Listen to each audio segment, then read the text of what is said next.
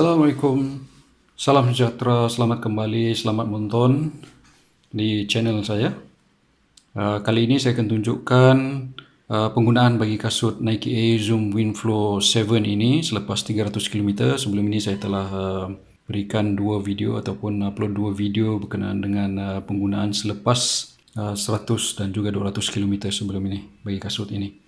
Jadi sama-sama kita tengok keadaan bagi kasut ini selepas 300 km, yang mana saya gunakan kasut ini hampir setiap hari. Dalam larian daripada 5 km sehingga 15 km setakat ini. Easy run. Run yang di bawah daripada 5 minit 30 saat per kilometer. Setakat inilah. Sekarang ini lebih kepada training MAF ya. Okey, kita lihat dari segi keadaan luaran bagi kasut ini. Kita tengok. Seperti biasa, kekotoran daripada tanah dan juga lumpur. Kedua-duanya. Kita tengok dulu di bahagian midsole, bahagian fabric dia.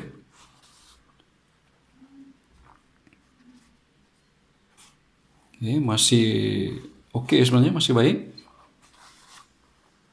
Belum ada kerosakan setakat ini. Sama juga dengan bahagian kanan ini.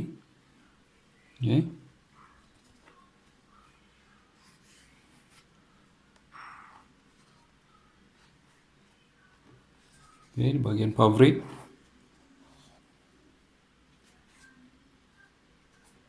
Bahagian midsole.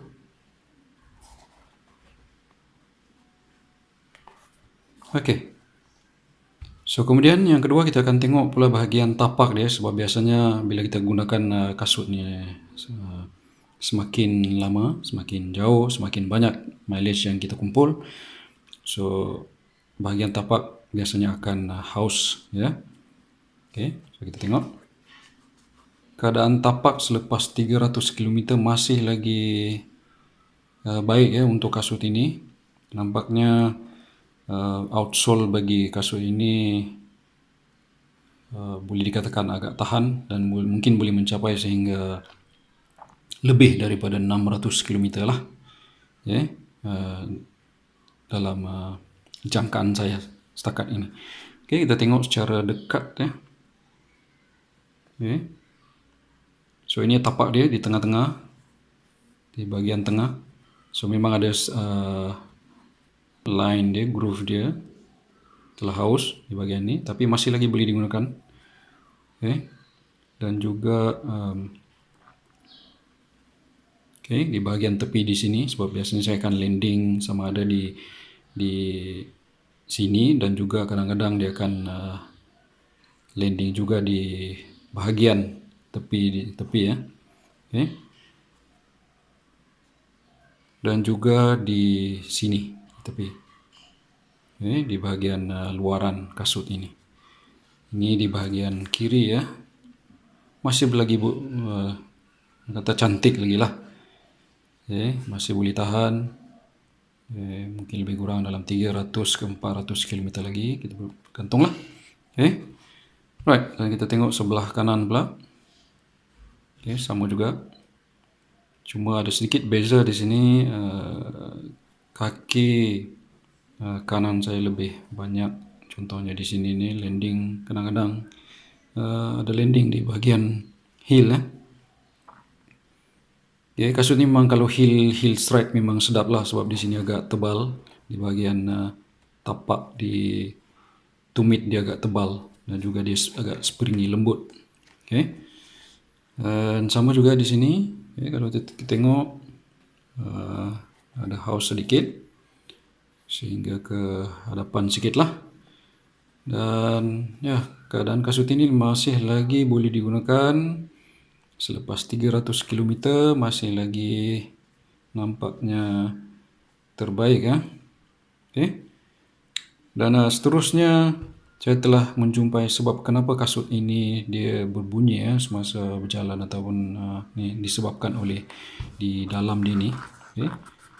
Ini dia punya insole dia ni. Okay.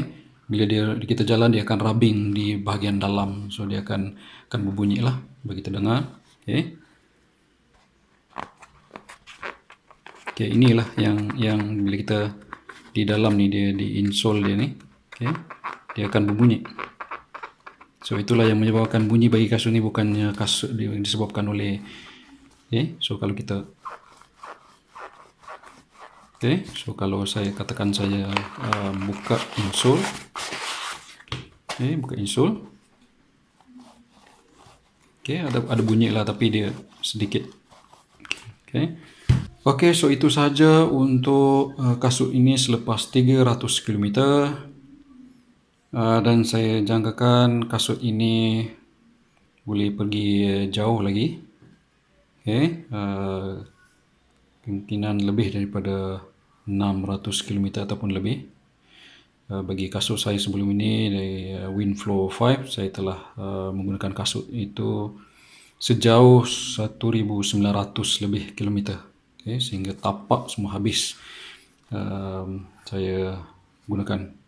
So kasut ini sesuai untuk easy run dan sedikit speed tapi saya rasa dia bagi saya dia kurang, sebab kurang untuk speed lah, sebab dia agak lembut dan juga tebal. Okey, itu saja kali ini review saya berkenaan dengan kasut ini, penggunaan selepas 300 km, dan kita akan tunggu lagi penggunaan kasut ini selepas 400 km.